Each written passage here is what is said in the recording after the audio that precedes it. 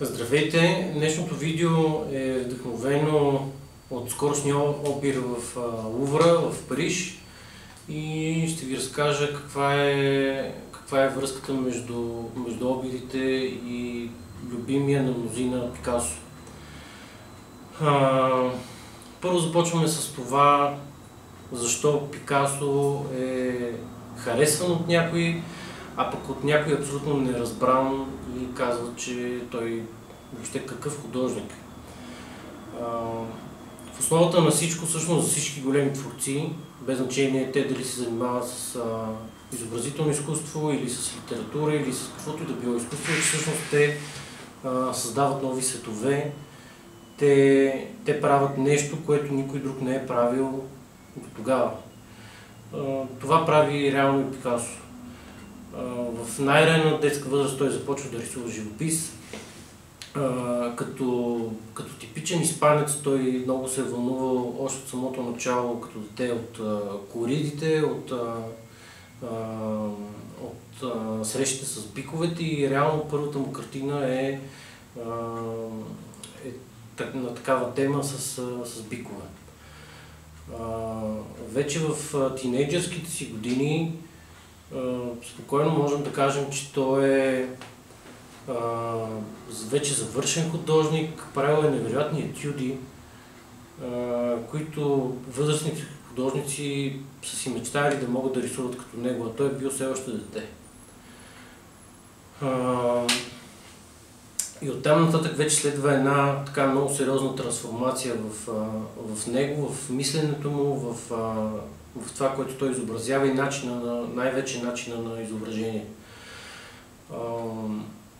Малко хора знаят, че всъщност той започва така сериозната си кариера като художник през театъра, през операта, през сцените, правейки декори за различни постановки.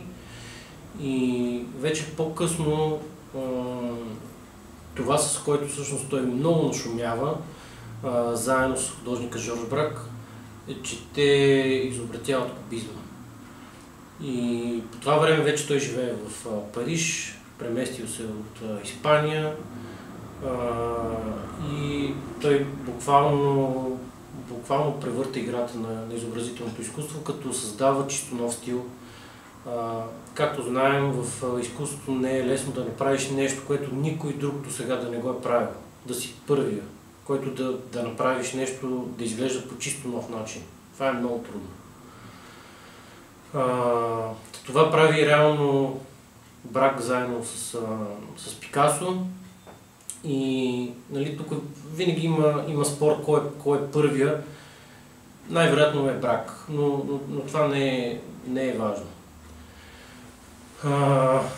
Вече станали известни, популярни, търсени заради кубизма. Те правят все повече изложби, все повече събития. И по това време Пикасо е бил вече и приятел с така много близки отношения с поета-писателя Аполинер. През 1911 година Мона Лиза изчезва от Лувъра, открадната е. И всъщност до тогава Мона Лиза е била така ценена картина, била е харесвана, знаело се, че от Леонардо, но тя просто е била поредната много красива картина.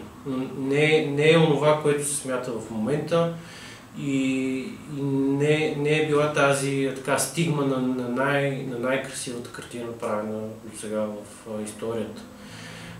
И всъщност обира през 1911 година я прави толкова знаменита въобще и за хората в изкуството, и за публиката, и за цял свят.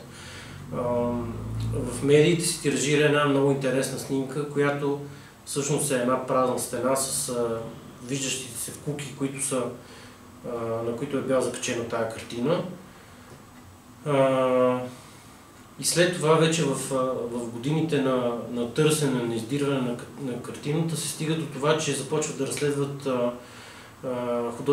художническите кръгове в Париж. Така стигат и до Аполинер и Пикасо. И Пикасо реално е обвинен в грабежа на Мона Лиза. Не можем да кажем на 100%, че Пикасо е виновен за известността на Мона Лиза, но той е един от факторите Мона Лиза да стане толкова известна, защото Пикасо вече е бил на върха на изкуството през това време. Естествено, те са невинени, не са имали никакви доказателства, че това се е случило. И след това се намира човека, който е откраднал. Разбира се, че той е работил в музея и я занася в Италия.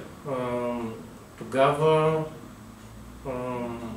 той предлага за продан и всъщност се оказа, че той предлага на човек, който е работил в музея Офици в Флоренция.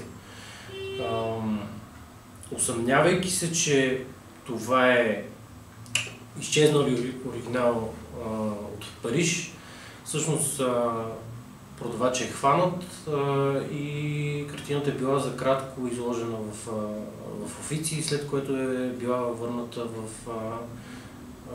Франция.